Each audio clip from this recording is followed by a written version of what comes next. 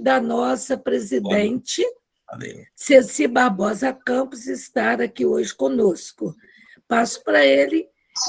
Ivone, seja bem-vinda. Passo para ele e peço, então, que a gente inicie os trabalhos. Tá bom? Muito boa noite a todos. Vamos fechar os microfones. Muito boa noite a todos. Apesar das circunstâncias, né, ser de saúde, a gente não gosta que aconteça, mas é sempre uma honra presidir uma reunião, seja ela do curso, seja reunião nossa ordinária, enfim, sempre os encontros da nossa Academia Juscelino de Letras, que são sempre encontros em torno da alegria, em torno da cultura, da literatura. Então, é uma honra estar com vocês aqui para o penúltimo encontro desse nosso curso sobre Saramago. Eu já estou ficando com saudade, porque é sempre uma alegria falar de Saramago, ouvir os confrades falando de Saramago. Então, vai ficar aí esse gostinho de quero mais, né? Mas tudo que é bom tem que acabar também, né? Então, hoje teremos José Geraldo Heleno e, na semana que vem, volta o Wagner Lacerda, encerrando o nosso curso. Então, eu passo a vocês a palavra para a Marisa, para fazer alguns comentários e apresentar o currículo do José Geraldo Heleno, nosso palestrante de hoje. Desejo a todos uma excelente reunião. Boa noite a todos. Alguns já tive o prazer de cumprimentar, outros entraram, estão nos saudando, já estamos com 26 pessoas. Nazaré, inclusive, pede desculpa pelo atraso. E a Ivone também já chegou, seja bem-vinda. Outros amigos nossos do curso, como a Neisa Fürgler, também outros, Matilde, outros colegas nossos aqui, já são nossos convivas nesses múltiplos encontros, né? Eu sou Marisa Timpone, diretora de eventos da AJL. Eu tenho a cor clara, cabelo preto, óculos de lentes grandes, uso um brinco com uma pedrinha brilhante de preta e estou com um casaco preto e um lenço que parece que um pouco zebrado, um pouco zebra. Estou com batom quase que vermelho, viu? Bem, para começarmos, José Geraldo Heleno, grande nome da nossa literatura, grande professor. José Geraldo Heleno nasceu em Cipotânea, nessa cidade que ele teve a alegria de escrever um livro maravilhoso, em que ele cria duas categorias. Cipotânea fala feio, Cipotânea fala bonito, que referência às duas, diríamos, duas facções da cidade. Tá? Bem, Heleno é doutor de estudos clássicos pela USP, o que levou, inclusive, a lançar, agora lançamos pela JL, com a ajuda da JL, este livro que aqui se encontra, que é um livro maravilhoso também, que é Hércules Nueta, uma tragédia estoica, que resultou do seu trabalho de doutorado.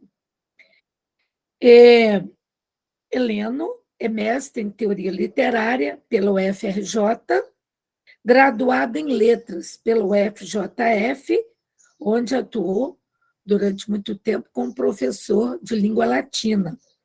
Ele é professor universitário hoje, aposentado, tal como eu, tal como a Leila, a Ceci. Deixa me ver se há mais professor universitário aposentado aqui. Do meu grupo Nazaré, não é? Bem, e foi auditor fiscal da Receita Federal, também aposentado, com livros publicados muito importantes, como Café Carinho, que são mini-crônicas que ele publicou em 1993. O Santuário, que é um livro que eu gosto muito, eu leio e releio O Santuário, que é um livro de memórias, que ele publicou em 1996. Cipotânia, que eu já lhe mostrei, eu só trouxe 2 livros para a live, que é um lastro também de memória, que ele publicou em 2007. Tem um livro muito lindo, livro de importância histórica, com lastro político da cidade de Barbacena, que é o Medra em Frestas, que é um livro de 2013. Também Uma Falha no Silêncio, Hospital Colônia, um livro que ele é coautor, de 2016. Esse livro ainda não tive acesso para lê-lo, mas acredito que é de extrema importância, já que se trata do Hospital Colônia de Barbacena. A história da loucura, inclusive, está contido certamente nesse livro. A história em Minas Gerais, em Barbacena. Ele tem várias publicações de jornais locais, participações em coletâneas, muitas das coletâneas, inclusive da Leia JR, porque ele é membro da Liga dos Escritores, Autores, Ilustradores de Juiz de Fora. Hoje ele faz também uma página muito importante, uma página online, e que ele sempre termina com uma trova, porque ele faz parte da União Brasileira dos Trovadores. Daí esse prestígio de estarmos aqui com a Andréia, que é a nossa presidente, eu também sou da União, outros aqui também o são, é a nossa presidente, e o Tadeu, que foi nosso professor de trova, né, José Geraldo Heleno? Eu passo ao Heleno, você vai abrir o microfone, eu vou fechar o meu, seja muito bem-vindo, e reiterando o que o Tadeu disse, nossa última noite de Saramago será no dia 16 de novembro, com o proponente do curso, que é o nosso querido Wagner Lacerda, que nos trará levantado do chão. A família Helena, que hoje presente, por favor, sinta-se convidado. Entrou um outro Heleno aqui, Heleno, mas eu não estou vendo mais, tá? Então, por favor, com você, Heleno, a palavra, seja bem-vindo. Por favor, abra o seu microfone, que está fechado. Eu fecho o meu, doravante. Sou José Geraldo Heleno, pele branca, estou com uma barba, máquina 1, mas na realidade é porque não foi feita, e uso uma boina, parece que é azul, escura, azul bem escura, um casaco preto, uma blusa de frio, porque estou em Barbacena, que está fazendo muito frio, marrom, claro, estou de óculos, e é isto. Uma boa noite para todos. Eu quero agradecer a oportunidade de estar falando aqui com vocês. Quem foi professor gosta mesmo de falar, gosta de expor o que pensa. Agradeço à diretoria da AJL, que está de parabéns pela diretoria que tem, neste momento, uma diretoria muito dinâmica. Prova disto é que nós temos conseguido realizar muita coisa. Agradeço a Ceci Barbosa, que é a presidente, que está ausente por motivo de doença, Tadeu, que é o vice-presidente e trovador, o maior trovador do Brasil, mais premiado, sem dúvida nenhuma. Agradeço a Marisa Timpone, que é uma grande incentivadora, inclusive, do meu trabalho, e é a diretora de eventos. É claro que tudo passa, né, por ela. O nosso amigo Leandro, né, que dá o suporte aí, o suporte técnico, e os demais membros da diretoria. A tesouraria, por exemplo, é fundamental, e a tesouraria não aparece. E ela está presente aqui, a diretora, que é a Alice. Nós temos ainda a secretária, que é fundamental, não sei se ela está aqui, Marisa Pontes. Agradeço de maneira especial a Andréia Mota, da UBT, nacional. E me desculpem se... o Zé Renato, que faz nossas matérias de publicidade, por sinal, muito criativas, né? O Wagner Lacerda, que mostrou a cara aqui agora e desligou a máquina. Parece que a ideia de fazer esse ciclo partiu dele, que é um grande estudioso de José Saramago, e as outras pessoas que eu, porventura, não citei, né? Agradeço também a Flávia, que eu estou vendo ali, e os demais, né? Eu vou falar, então, sobre uma obra do José Saramago, que é In Nomine Dei. Eu não faço propriamente uma crítica literária, eu faço uma leitura. E essa leitura de hoje, eu vou fazê-la usando especialmente 4 vozes, a mais, mas especialmente 4. A voz do expositor, que sou eu, né? Para isto, eu vou ler um artigo que eu fiz, uma live, que pretende trazer para os dias de hoje não só o Saramago, mas o tema do Saramago nessa peça teatral, que é do século XVI. Uma segunda voz, eu peguei o crítico que faz a segunda capa do livro, eu li a crítica dele, achei bastante interessante e resumi e inseri algumas frases minhas. Na verdade, acaba sendo uma exposição de 2 autores. A terceira voz do próprio autor, José Saramago, ele mesmo faz umas considerações na introdução sobre o que é In Nomine Dei, o que é essa obra dele. E, por fim, o autor, José Saramago, que está dentro da obra e que eu pretendo acompanhar, passar por tópicos que comprovam as coisas que nós dissemos, a escrita dele na introdução e da crítica de um modo geral. O Saramago, eu falei aqui, porque o autor, é interessante, o autor ele é imortal. Então, toda vez que alguém lê In Nomine Dei, está, de certa maneira, em diálogo com José Saramago. Ele já morreu, mas está em diálogo com a gente, porque ele se colocou dentro de uma obra, e essa obra está aí. Daqui a 100 anos estaremos, eu não, mas os outros estarão conversando com José Saramago, porque esse autor nunca sairá de dentro da obra. Eu vou, então, começar lendo uma resenha que eu fiz como início, e o objetivo dessa resenha é tentar mostrar a atualidade de In Nomine Dei, que significa em nome de Deus. Eu chamei essa resenha de Saramago ontem e hoje. Parece uma contradição, só parece.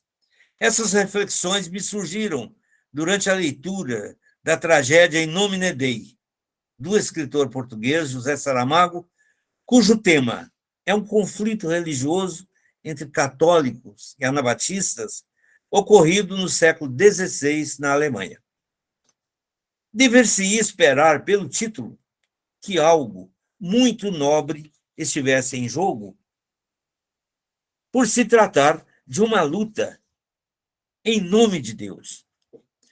A esperança deveria ser ainda maior quando se pensa que tanto católicos quanto anabatistas são cristãos, discípulos, pois, daquele cuja doutrina principal é a que manda que um ser humano ame os outros como ele ama a si mesmo, pelo fato simples de serem todos humanos, inclusive os inimigos. É um absurdo o ódio entre vertentes cristãs. Na verdade, o que está em luta é uma disputa territorial, embora ambas as facções se encontrem confinadas entre as muralhas da cidade de Münster e têm como referência um ponto minúsculo de terra, a catedral, sob domínio dos católicos, e a igreja de São Lamberto, referência dos anabatistas. Não há território físico, portanto, mas há um conjunto de filigranas religiosas, de interpretações bíblicas ocasionais e interesseiras, de ânsia de manutenção ou conquista temporal de poder, de desejos pessoais revestidos de servidão religiosa, de um lado e do outro. Tudo enfeixado num discurso religioso fanático e fundamentalista que eleva a patamar imerecido questões doutrinais e morais de pequena importância. Parece que estamos falando de hoje, né? A esse enfeixamento é atribuído um status vital, tão importante como se fosse a própria Terra para qualquer grupo humano, sem a qual é impossível viver. Assim, qualquer atitude do outro é sempre vista como ameaça vital, e por menor que seja, analisada às pressas. E se não reforça as pretensões territorialistas do próprio grupo, é tratada como coisa do diabo, a que se deve reagir com hostilidade. É a esse absurdo que atribuo o nome igualmente absurdo de território ideológico sem terra. Lembrei-me, então, de Aristóteles. A poesia, ou a arte literária em si, fala de tudo que pode ser, não somente do que é, como faz a história. E voltei meu olhar para a guerra de Rússia cristã versus Ucrânia, também cristã. Uma disputa territorial real, terra mesmo. Dei-me conta, em seguida, de que também não é bem assim. Sob o manto de disputa de terras, há muita coisa em jogo. O homem tem dificuldade de ser objetivo. Nas mais das vezes, a objetividade humana não passa da tentativa de acordo entre o que ele vê ou pensa que vê e o que ele projeta de si mesmo nesse objeto. Obviamente, há um território ideológico no suporte dessa guerra fisicamente territorialista. Se conhecemos pouco da disputa territorial real que envolve Rússia e Ucrânia, conhecemos muito menos desse território ideológico. Digo mais, as próprias populações russa, ucraniana e mundial pouco sabem desse último território. Isso não deve, entretanto, ser um convite à abstenção de analisar o conflito, mas sim um imperativo a que se esteja sempre aberto a narrativas que nem sempre repetem ou confirmam as nossas. A verdade é sempre mais ampla que aquela que dominamos, e o tempo da vida é uma procura permanente dessa verdade. Não precisamos ir tão longe. Por isso, dou agora um outro salto, guiado por José Saramago, de 1993, data da publicação de In Nomine Dei, saio do século XVI, passo pela Rússia e Ucrânia, países bem mais velhos do que o nosso, e chego nesse Brasil, cujo destino é sempre uma incógnita.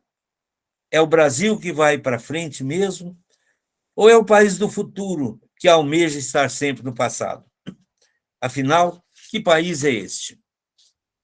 Sou mais um que se pergunta.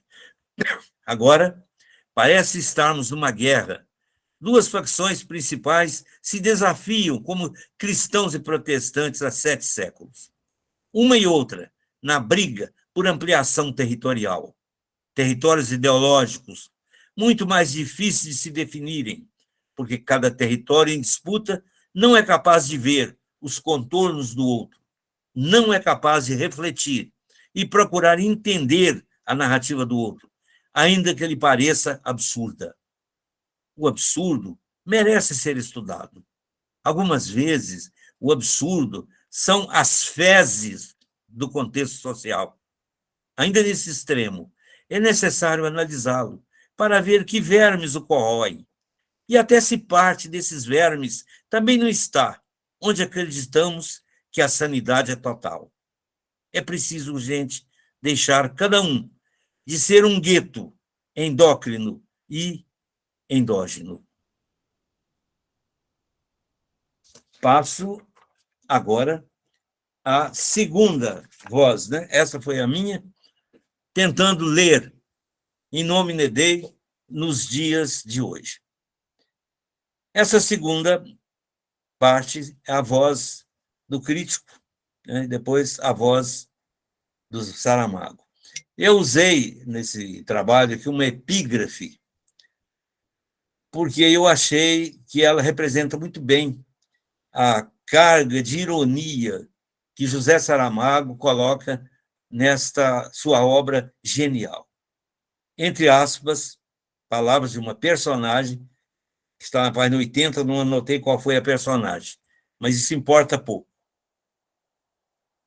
Sem dúvida, está Deus com o homem. E é por isso que 10.000 homens têm 10.000 vezes mais Deus num campo de batalha do que um homem sozinho. Fecha aspas. Vou aproveitar agora o que escreve o Marcelo Coelho na segunda capa da edição da Companhia das Letras, desse livro, In Nomine Dei. O que não estiver, entre aspas, eu coloquei isso aqui, porque se eu publicar, já fica sabendo que o que não está entre aspas são palavras minhas, mas eu não vou fazer a diferença aqui nessa leitura. O que não estiver entre aspas são de minha autoria.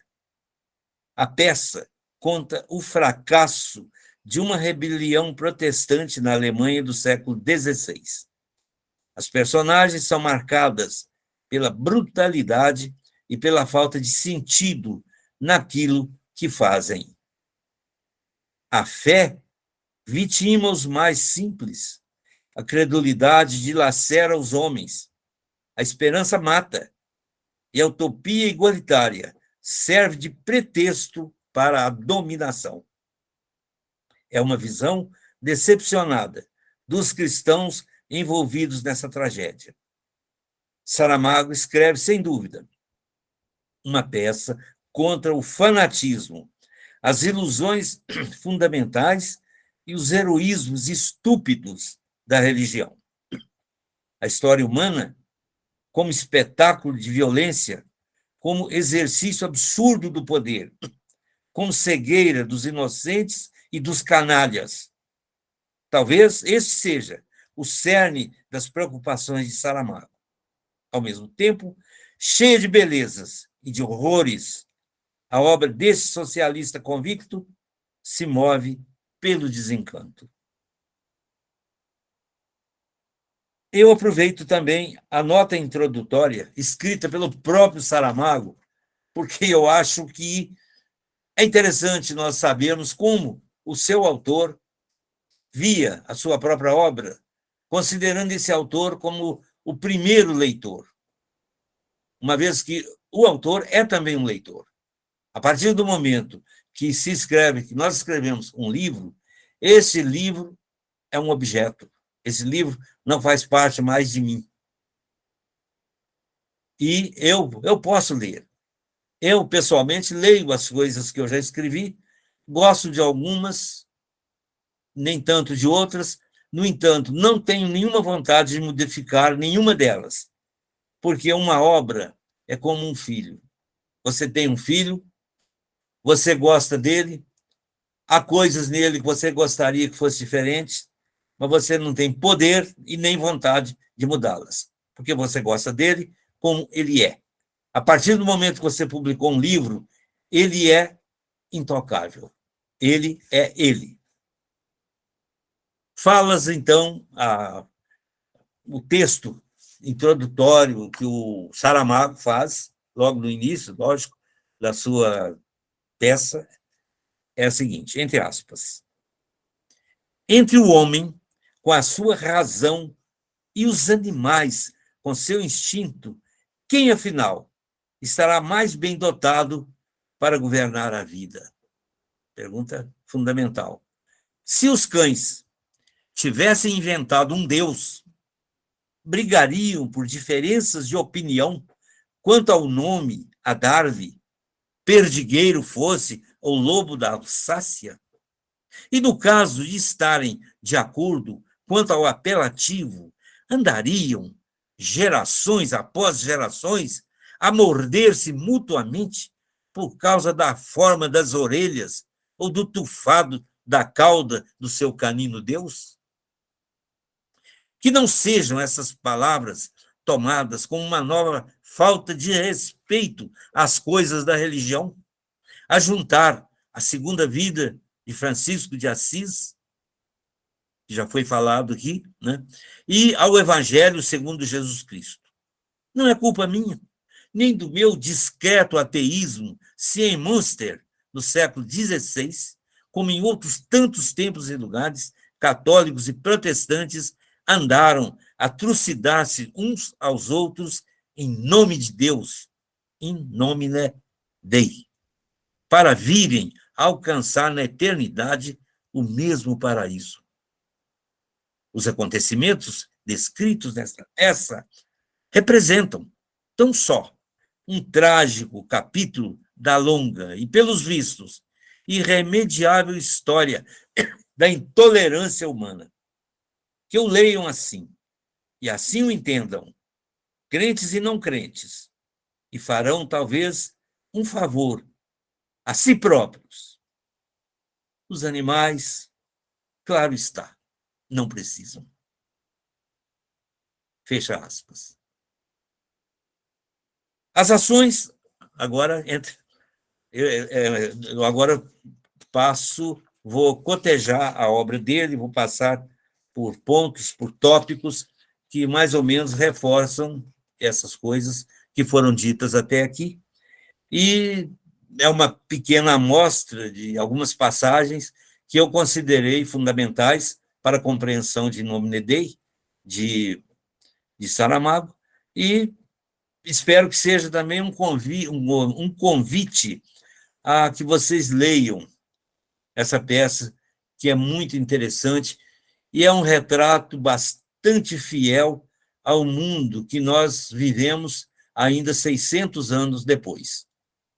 Nós estamos vendo aí o Brasil passando por questões parecidas com essas, com as mesmas crueldades, com os mesmos fanatismos, com as mesmas incompreensões, mesmas violências, né? E no continente antigo, lá, uma guerra maluca entre nações de cultura parecida, de cultura semelhante. As ações, estou falando agora de In Nomine Dei, dessa peça teatral. As ações acontecem o tempo todo numa praça de Münster. A peça se abre com um diálogo de dois anabatistas. É bom falar um pouquinho sobre isso. Os anabatistas são radicais quanto ao batismo. Eles não aceitam o batismo feito por outras vertentes cristãs. Os católicos aceitam. E os luteranos, embora tenham muitos pontos de divergências com os católicos, na questão do batismo, eles aceitam também o batismo feito em outras vertentes. Então, nós vamos perceber que há uma oposição radical entre católicos e anabatistas, e os luteranos que aparecem aí no meio termo, com pontos de contato com os católicos e pontos de contato com os anabatistas. As ações acontecem o tempo todo, portanto, numa praça de Münster. A peça se abre com um diálogo de dois anabatistas, dos quais um é padre católico convertido aos anabatistas. Nesse diálogo, em estilo bíblico, os dois se declaram chamados pelo Senhor e distinguidos dos católicos, aos quais, segundo eles, está reservado o abismo aonde os precipitará o Senhor. Esse tom bíblico grandiloquente, né, percorrerá toda a obra que nós, inclusive, conhecemos coisas semelhantes nos dias atuais. Algumas personagens de destaque, é importante que eu fale sobre elas, porque elas são muitas, mas as de destaque são umas 5 ou 6 eu vou mais ou menos defini-las, cada uma delas.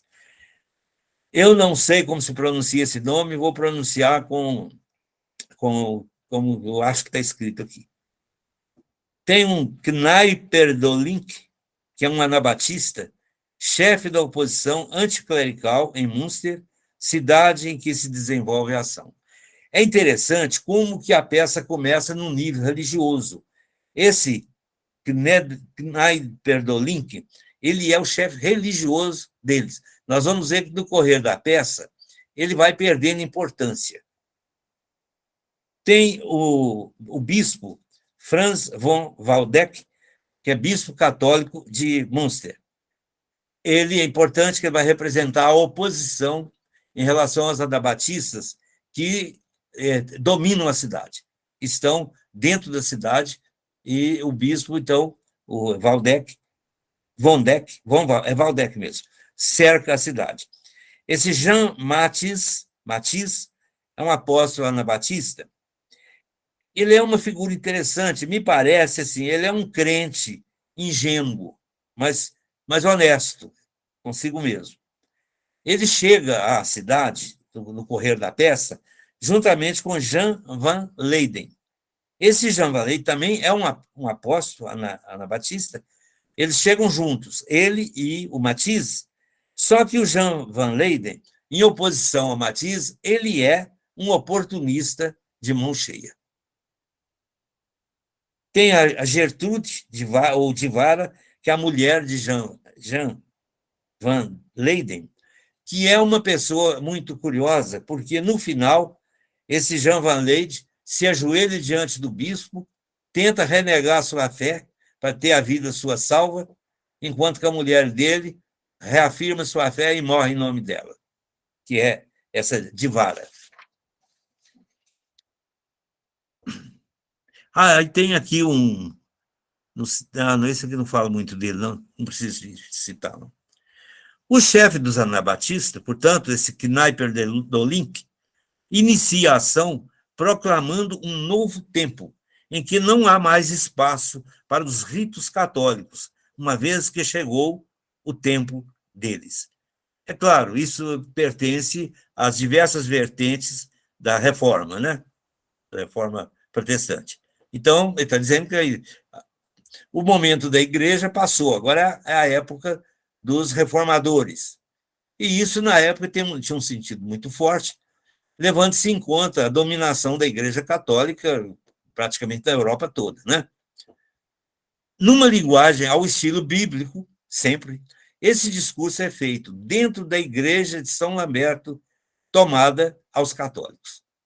Então, lá dentro, dois grupos em oposição, os católicos dentro da catedral, como o reduto deles, e os anabatistas dentro da Igreja de São Lamberto, que eles tinham tomado a Igreja Católica, e a razão de o bispo estar cercando a cidade é justamente para pegar de volta as igrejas católicas, os templos católicos que tinham sido tomados pelos anabatistas dentro dessa cidade. Enquanto isso, os clérigos e fiéis católicos saem cantando de dentro da catedral, que é o reduto católico. As falas dos anabatistas e dos católicos constituem acusações mútuas e fazem referência negativa a Lutero e discutem com o chefe dos anabatistas, porque o Lutero tinha pontos em comum com as duas facções, mas tinha também divergência. A discussão se prolonga sobre a questão dos chamados e escolhidos, os predestinados. Discute sobre o pecado, sobre o perdão. Isso aí, dentro das divergências doutrinais católicas e protestantes, isso constitui o núcleo, né, da diferença entre eles. Os protestantes, de um modo geral, acreditam na predestinação e o homem é salvo pela fé. E, portanto, o conceito de pecado e de perdão, ele tem uma outra conotação para uns e para outros. Discute sobre o poder de Deus e o poder da Igreja Católica. Detalhes doutrinais base do desentendimento entre católicos e protestantes.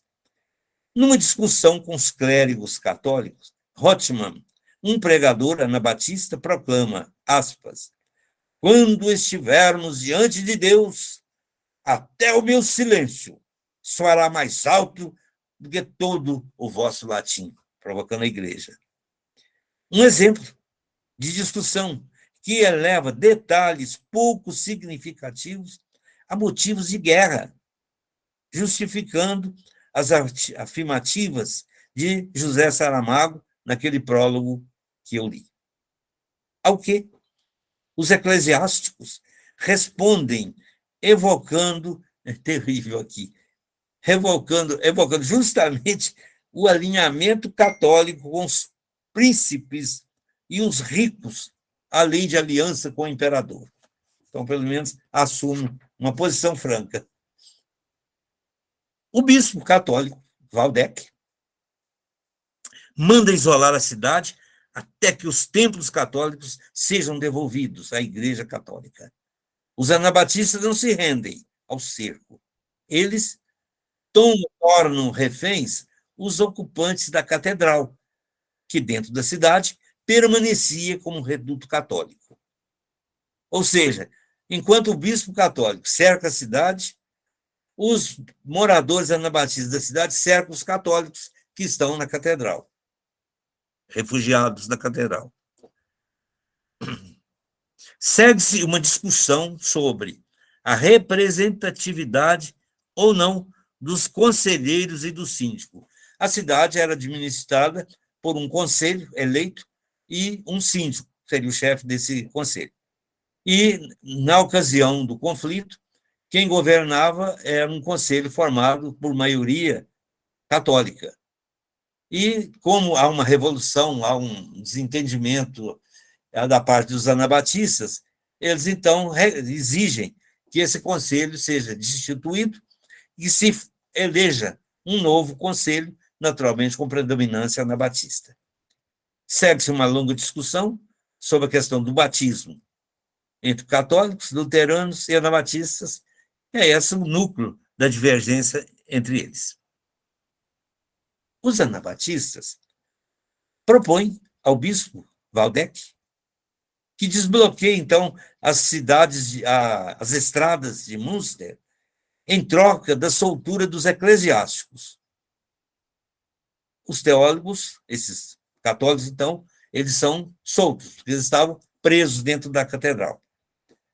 Novo conselho é eleito com a maioria protestante. Nós vamos observar aqui que essa troca de conselhos é parecido com as revoluções dos nossos países de terceiro mundo. Uma facção sobe no poder, muda tudo, muda a Constituição, tal. Aí a outra está insatisfeita, se fortalece, derruba a primeira, faz impeachment, essas coisas todas, e monta o esquema do jeito delas. É uma instabilidade permanente. Não acredito que José Saramago tenha usado essa figura assim, de maneira aleatória. Eu acho que ele estava significando justamente essa instabilidade política que marca os países em desenvolvimento, enfim. Então, o novo conselho é eleito, com a maioria protestante, conforme era do desejo deles, e há uma comemoração entre os protestantes, entre anabatistas e luteranos. Ordena-se que as crianças recém-nascidas, então, não sejam batizadas, porque eles só aceitam o batismo de adultos, o que provoca uma divisão entre os próprios protestantes, porque os luteranos aceitam o batismo de crianças. Então, há desentendimento aí entre os conservadores, quer dizer, os protestantes considerados conservadores, que são os luteranos, que são, nesse aspecto, próximo dos católicos, na questão do batismo, contra os anabatistas, que são mais radicais. O novo síndico é luterano. Então, o conselho é anabatista e o síndico luterano. Agora, são 3 grupos a se desentenderem entre si sobre detalhes da prática religiosa, não só sobre a questão do batismo, mas aí são questão do sacrifício, da missa, papel do pão e do vinho, da hóstia, essa coisa. Aí canta o coro radical dos anabatistas. A ira do Senhor será a nossa ira, e em seu nome, em nome de Deus, de novo, julgaremos. Segue-se uma disputa entre os três coros. O coro dos católicos, em uníssono com o coro dos luteranos, considerados protestantes conservadores, defende a expulsão dos anabatistas, considerados radicais. Confusão, né? Na Praça de Münster, os três grupos, católicos, luteranos e anabatistas, se desentendem. O bispo católico, Waldeck, que está cercando a cidade com seu exército, marcha contra a cidade. E os coros dialogam. Os anabatistas cantam: vem, pois, bispo Waldeck, bispo dos católicos, e o gume das nossas armas desafogará a sua cólera. Aí os católicos cantam, né? O coro católico canta, vocês vão observar que parece que cantam a mesma letra, também não é por acaso. O católico diz assim: o Senhor fará das nossas mãos o instrumento da sua divina justiça, e o gume de nossas armas desafogará a sua cólera. Termina do mesmo jeito que o coro dos anabatistas. Os luteranos, já com a letra, um discurso menos incisivo, tende à omissão do conflito, e a letra é bastante ambígua. Diante das ameaças do bispo católico, Waldeck, já estando próximo da cidade, dentro de Münster, o povo pede que seja eleito novo conselho e que os síndicos sejam os chefes da oposição anabatista. Novo síndico, novo golpe de Estado.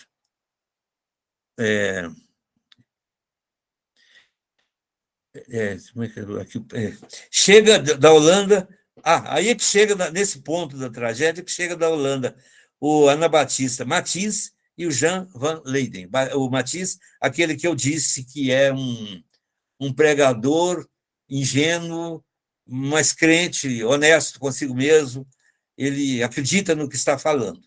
Enquanto o Jan van Leyden é um pregador, também anabatista, mas oportunista. Não parece que ele acredita em nada do que ele está dizendo. É apenas um manipulador. Então, chegam da Holanda os dois, juntos, o Mathys e o Jan van Leyden, com um discurso segundo o qual, entre aspas, o Senhor escolheu Münster como a nova Jerusalém dos eleitos de Deus. E Mathys se apresenta como profeta, portador da palavra de Deus. Seguem-se cenas de batismo em massa. Mathys e Jan van Leyden são acolhidos pelos chefes anabatistas.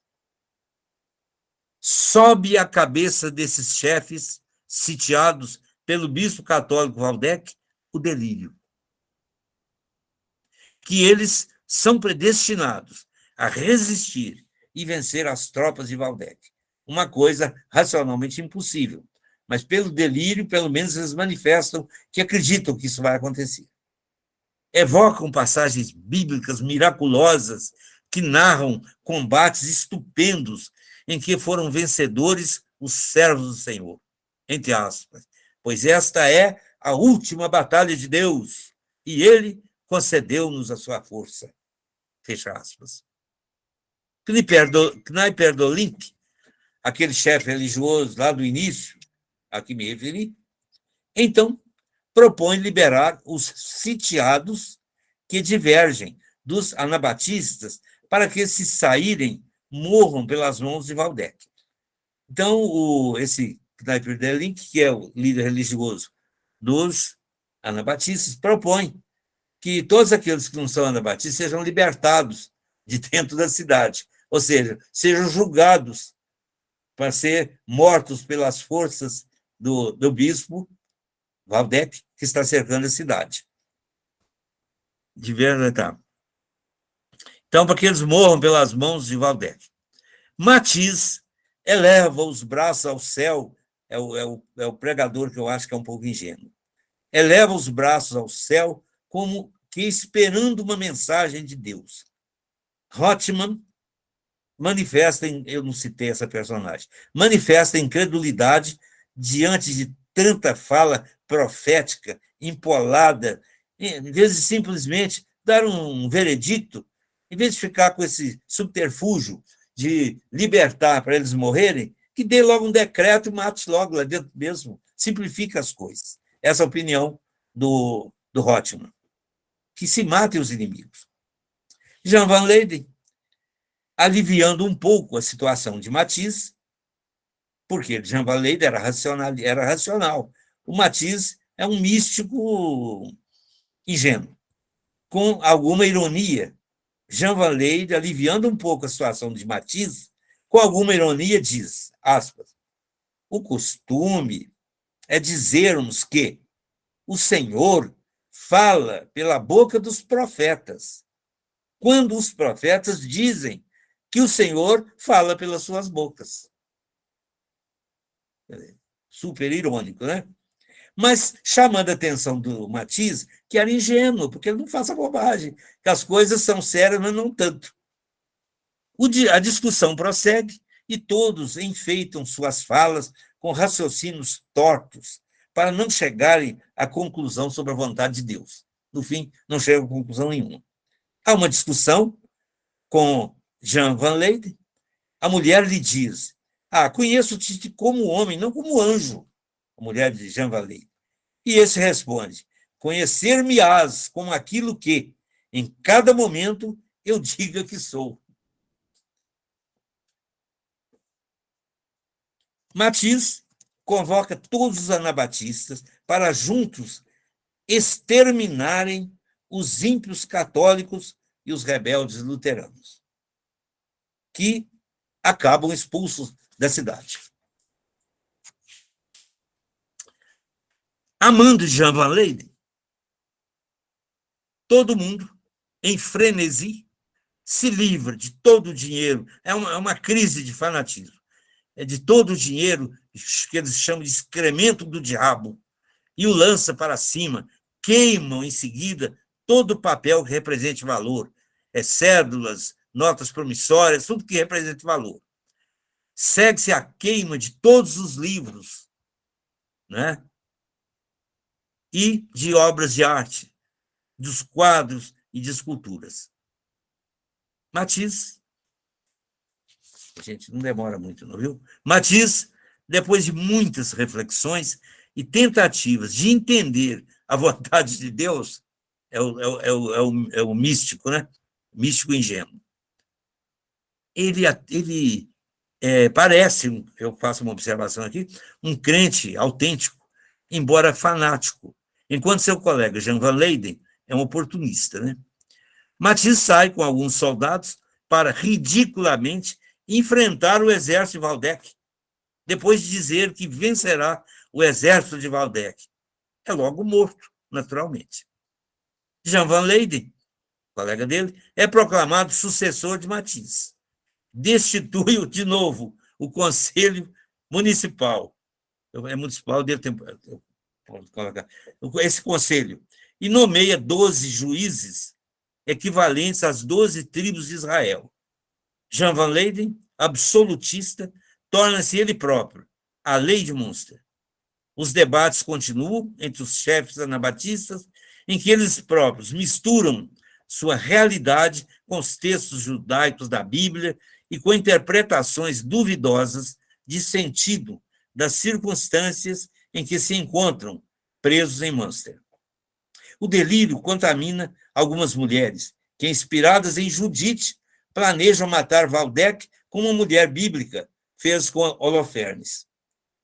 Jean Van Leyden percebe que, por efeito da guerra, o número de mulheres tornou-se maior do que o de homens.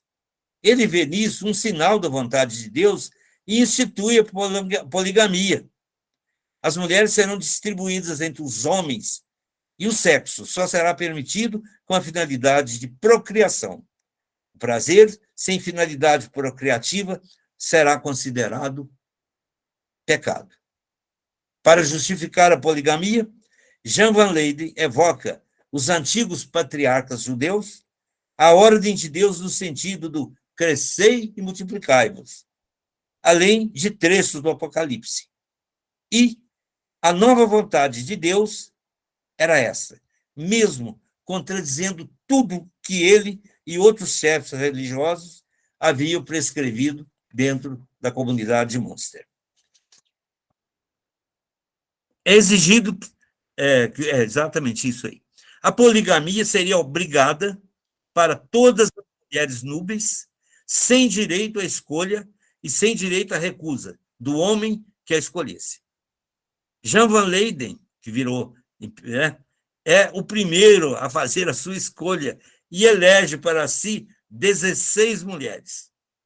E estabelece uma lei segundo a qual nenhum homem em Münster poderá ter mais mulheres do que ele. O coro feminino protesta, porque é sempre pela boca do homem que chegam até elas a vontade de Deus. Jan van Leyden vai além, proclama-se rei de Münster e justifica.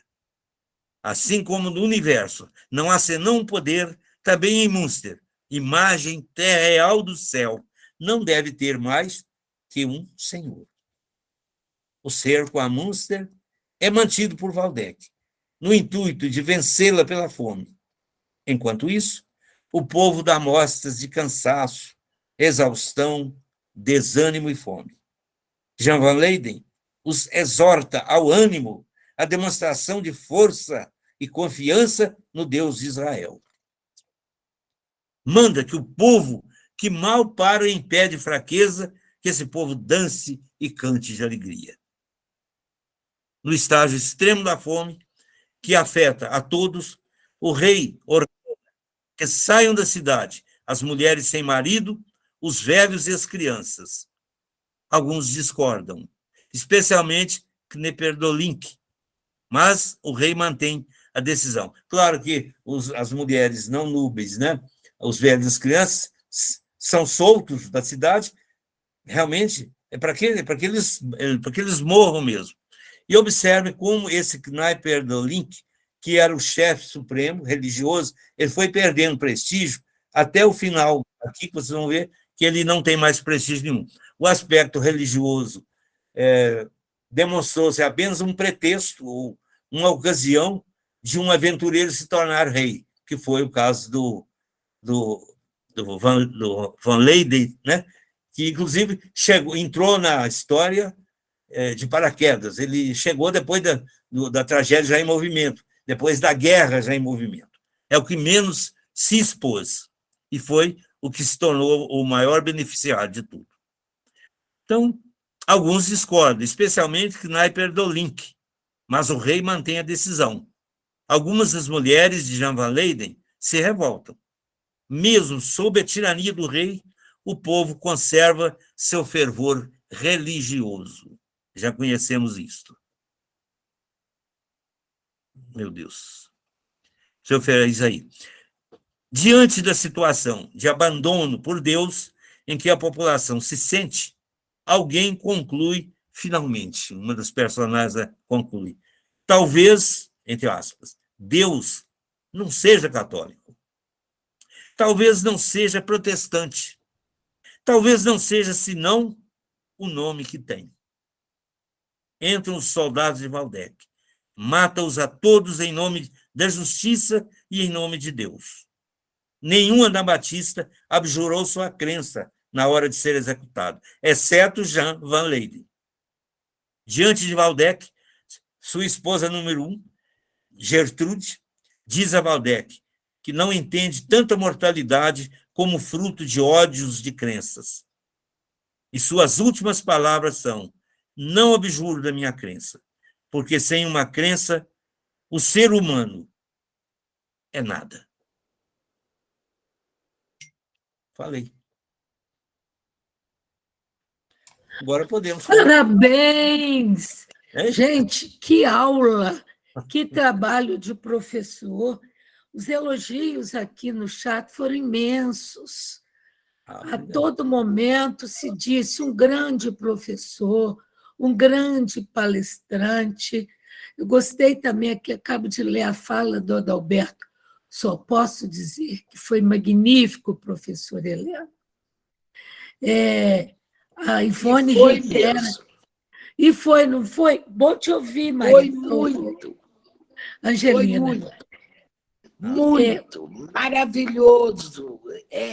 Obrigado. O conhecimento que você nos passou de nome de Day, que eu, por exemplo, já havia lido, eu não tinha alcançado isso tudo que você expôs.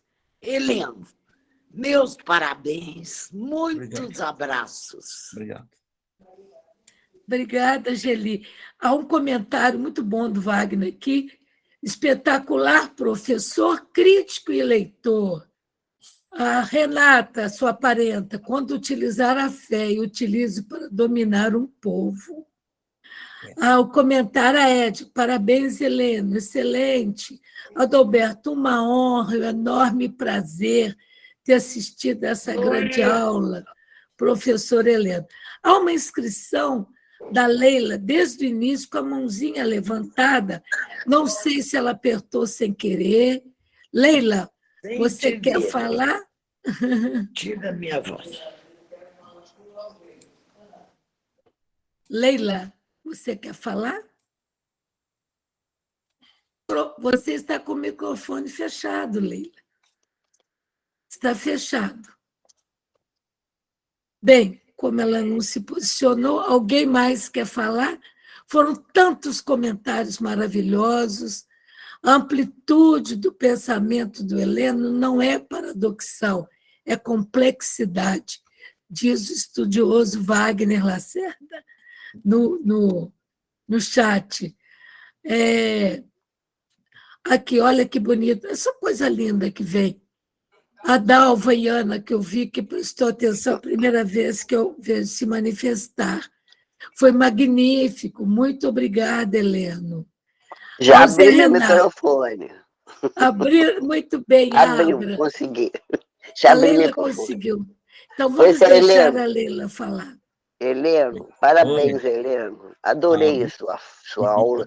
Adorei o seu jeito de falar. Eu adorei essa história das várias vozes, que eu acho que você pegou uma forma de analisar um texto, mas de uma forma perfeita. Você pegar essas diversas vozes, e cada uma falando a respeito do texto, ficou maravilhoso. Parabéns, Helena. Acho que facilitou para todo mundo. Tá bom. Foi excelente. Um achado, né, Leila? Inclusive, um recurso de leitura de quem tem um exercício crítico. Exatamente, né? Exatamente. E esse texto, então, valeu para hoje. Valeu para os dias de hoje. A Flávia fez os comentários históricos maravilhosos aqui ao lado. E a Alice está com a mãozinha levantada. Alice, com você. E o José Renato falou, meu professor. Alice, com você. Bom, eu queria mais uma vez cumprimentar o Heleno. Não é surpresa para a gente saber, né, a capacidade que ele tem, porque além dele dar essa aula magnífica para a gente, nós assistimos uma peça teatral, realmente bem representada, bem falada, e é isso, é o meu carinho, e mais uma vez, parabéns, Heleno, foi maravilhoso. Boa noite a todos, obrigada. Heleno é um grande ator, né? É inegável. Ele consegue vivenciar o texto. Alguém mais gostaria de falar? Leila continua com a mãozinha levantada, Alice continua com a mãozinha levantada. Bem, Wagner, quer falar alguma coisa?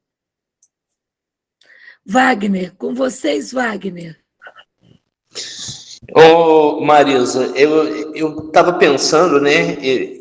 A gente ouve muita gente falando, e eu acho legal como o Heleno consegue fazer uma fala didática e, ao mesmo tempo, complexa. Porque aí você vai falar assim, mas uma coisa não impede outra. Mas, às vezes, impede. Eu vejo muita fala didática boboca e muita fala complexa que ninguém consegue entender absolutamente nada. O Heleno consegue ser complexo, sem ser chato, e consegue ser didático sem ser raso. Eu acho que isso é essencial. E apresentando um texto que não é dos mais simples, até porque pouca gente conhece, né? Tem mesmo bons leitores, gente que conhece bastante do Saramago, fala muito de Levantar do Chão, Ensaio sobre a Cegueira, do Evangelho, do Ano da Morte de Ricardo Reis. O Em Nome dele é uma ousadia mesmo. Foi muito bom. Eu vou aproveitar a minha fala para reforçar o convite para a semana que vem, né, para a gente encerrar com chave de ouro, não porque eu vou falar, mas é porque é o centenário do Saramago. É exatamente quarta que vem. Acho que a gente tem que fazer uma comemoração Dia sensacional. 16 do 11. Exatamente. Não Acho é, que Wagner? foi muito bom, né, a gente poder encerrar o nosso ciclo no dia do centenário. Vamos trazer bolo e cantar parabéns? Ô, gente. Marisa, e eu vou pedir licença, eu vou sair, vou para aula novamente. Eu estou aqui no colégio. Eu vi. E a gente está dando muita aula essa semana porque o Enem é domingo, né? Ó, Então, E aqui? muito obrigada pela presença. Peraí, ó. Ah, Reunião Felipe. online da academia domingo. Sim. Não se esqueçam, não é meu presidente em exercício, Arlindo. E não A se palestra que esqueça costuma também ficar gravada, né? não se esqueça que A palestra fica teremos gravada. essa está gravada de domingo também, e temos a resenha do Heleno no domingo, e temos o Joaquim Branco falando sobre a Semana de Arte Moderna. Isso na academia. Mas antes, tem a palavra o Arlindo Tadeu Hagen.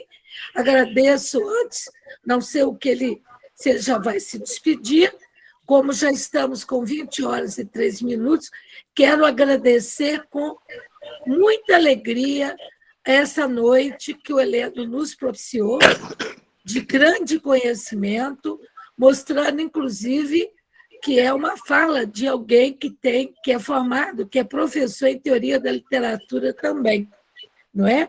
E com um lastro histórico, com consciência histórica, que foi pontuada o tempo inteiro aqui no chat pela nossa colega Flávia Alfeld. Eu achei muito oportuno, Flávia. E muitos estão dizendo aqui elogios mis. Por favor, com vocês, eu já me despeço com vocês, Arlindo Hagen, e chamo para o dia 16 para cantarmos parabéns juntos. Tadeu. Bom, em primeiro lugar, gostaria de parabenizar o Heleno. Acho que o Wagner Lacerda foi cirúrgico na colocação dele, né? Você consegue ser profundo sem ser prolixo, né? Você vai no âmago da questão com simplicidade. Isso é que nos encanta em todas as suas falas, e eu acho que é por isso que tem sempre gente te aplaudindo e feliz de estar te ouvindo. Eu fico muito satisfeito porque esse é o único livro de todos abordados nesse ciclo que eu ainda não li. Mas agora fiquei com muita vontade de ler, vou procurar, com certeza, lê-lo, porque os outros todos eu já li, e agora eu fico realmente, depois de um certo tempo, que a gente vai lendo Saramago, você tem que ir agora nas beiradinhas, né? E esse livro vai estar nas beiradinhas aí, eu tenho que encontrá-lo para ler. Mas meus parabéns, Heleno.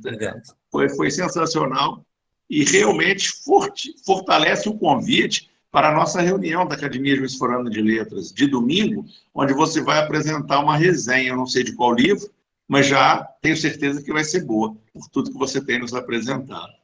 Então, olha, esse final de semana aí teremos muita atividade, né? Amanhã tem o Wagner Lacerda lá no Independência, ele vai fazer uma fala, amanhã acho que às 19h, se não me engano.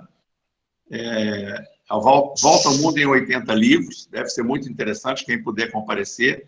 No Shopping Independência, como é que chama a livraria do Independência? Me fugiu agora. Saraiva. Saraiva, exatamente. Aí, no sábado, teremos a posse da Luciane Fontes, né, lá no salão de festas do prédio da Alice, e no domingo, a nossa reunião, que será online, às 10 horas da manhã, a reunião de novembro da Academia Juiz Fernando de Letras. Então, quer dizer, teremos aí a oportunidade de estar nos encontrando muitas vezes. Se não houver ninguém mais com a mão levantada, existe alguém ainda, Marisa, querendo falar? Não, todos que levantaram as mãos já se pronunciaram, e aqui eu agradeço essa participação, e eu já me despeço de todos. Eu Pode dou por estar a encerrado, Marisa. então, Oi. essa noite. Que Deus a acompanhe, meu amor. Uma boa noite a Você nos todos. proporciona direções. Obrigado. Muito obrigada. Eu também agradeço. Obrigado. Um abraço a todos, uma boa noite. Eu agradeço as opiniões de vocês, né? Muito obrigado, fico muito feliz e considero muita generosidade de vocês também. Olha, eu quero dizer, Leandro, que, aliás, solicito ao Leandro que encerre a gravação, quero dizer que estará disponível